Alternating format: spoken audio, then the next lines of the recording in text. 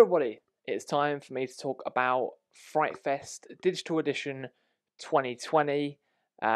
This time, like I said, is the digital edition of FrightFest. It's normally at the Leicester Square Cineworld over 5 days, starts on a Thursday, ends on a Monday. But this year it has started on a Friday and is going to end on the Monday. They did show one film on the Thursday, which was Sky Sharks, which I did not see. But I'm going to be talking about day one today, which showed two films, and those two films were I Am Lisa and Triggered. I Am Lisa is about a woman that works in a bookshop. These three people keep coming in and annoying her. One of them keeps sort of threatening her and stuff, and then she tries to confront them, and things go a bit wrong there. Then she's bitten, and it's a werewolf movie now. That wasn't spoilers, that is pretty much plot online, poster, everything's shown it's a werewolf movie. But it's not really a werewolf movie. This has a lot of very bad dialogue, a lot of trying to put in little horror references to try and seem like, oh, we know this shit, we know this stuff, and it doesn't really work. And the makeup for the werewolf, the fingernails, look at ones that you've just gone in the supermarket and found them in the bargain bin, along with the fangs that the person wears. I remember having those plastic fangs as a kid. I think they're great being a vampire, but this, as for a werewolf movie, the makeup is almost like it's meant to be werewolf makeup, but it's almost the makeup with the vampires from Buffy the Vampire Slayer. So it doesn't totally work. This was quite a bland movie. It drags every single time there's a bit of gore. The camera turns away from it instead of showing it. There's even a part where a Molotov cocktail bottle gets thrown through a window and you hear the smash noise, but the camera never turns to it. And then later on, you get to see the bookshop on fire, but with some really bad CGI. Yeah, this wasn't a great start to the festival for me, and this gets a 1 out of 5. The I Am Lisa.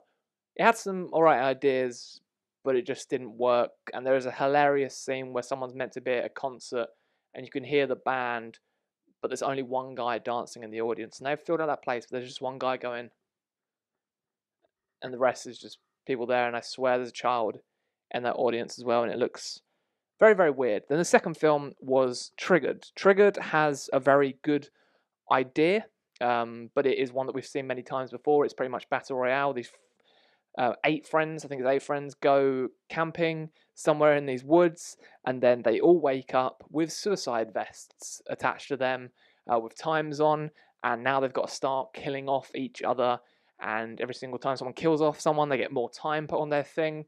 This started out well. It has characters that you hate, so you sort of want them to get blown up. That makes sense. You want to see them die because you're just like, I don't like these characters. I don't care if they get blown up, so let's just go for it. But then the film, partway through, to try and explain why people were there, decides to add in a bit of homophobia. Oh, Luke, are you triggered by a film called Triggered? That's what people are going to say, but I'm fine with films being offensive or going out there with something or doing things to make you hate characters even more. But in this case, they use a homophobic slur that just feels horrible. Like, of course, homophobic slur in a film is going to always feel horrible, but in this, it just feels pointless. Like, we already don't really like characters. We already sort of get this stuff, but there's meant to be this thing of why the reason why they are there, and just a homophobic slur gets used, and then you think that's passed. You think, all right, done that. That's already bad. It's already made me not like this film, and then they carry it on, and we get about someone calling someone a closet gay and why they're frustrated because of that, and it's like, sorry, what year is it? This is written by a straight guy. Okay, great. That's the sort of stuff. I'm not saying that straight guys can't write this sort of stuff. Like, yeah, you can write that stuff, but come on, don't write shit like that to just be, oh, offensive.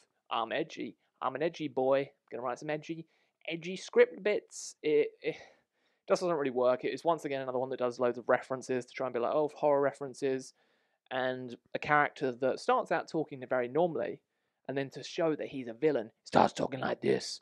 Hey, guys, you want to fight me? Yeah, I'm here. Sounds fucking horrible, that voice. But Triggered wasn't a good film. It has some good gore moments. That's the only thing. And maybe I would have liked it more if they didn't ruin it with that middle section of homophobia, which didn't need to be in this film. They could have done it in a better way to explain why they were there, but they had to do it, didn't they? So I've spoken about 2 films for way too long, but both films, Triggered and I Am Lisa, get a 1 out of 5 from me. Yeah, I really didn't enjoy the first day, the proper first day for me. But if you've been at FrightFest day 1, I know that other people got to see There's No Such Thing as Vampires. I think that was the title of the film, the other film, and then 12-Hour Shift, and everyone said how good 12-Hour Shift was, and I wish I had watched that instead of Triggered. But these are just my opinions. If you did enjoy these films, please say.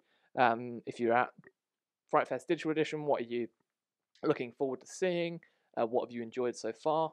Let's talk about it in the comments down below. And I will see you all tomorrow for FrightFest Digital Edition Day 2. Goodbye.